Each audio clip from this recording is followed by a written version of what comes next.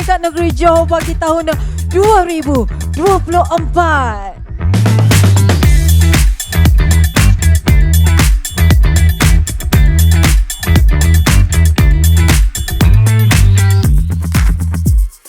Ketibaan Yang Berhormat Setiausaha Kerajaan Johor bersama dengan Barisan Diberi Kenamaan.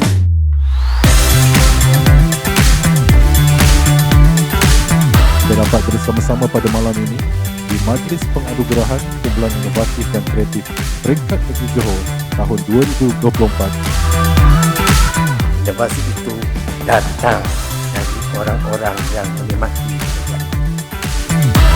inovasi dan melihat apa yang dilihat oleh semua orang dan memikirkan apa yang tidak dipikirkan semua orang. Orang yang berakal menyesuaikan dirinya dengan dunia. Yang tak masuk akal berusaha menyesuaikan dunia dengan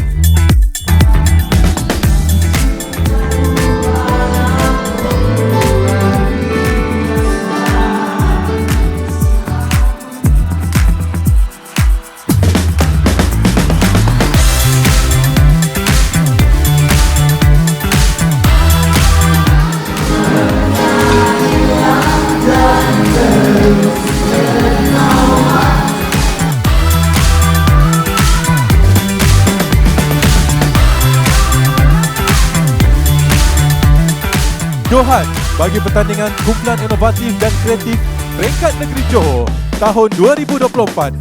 Tahniah dan syabas diucapkan.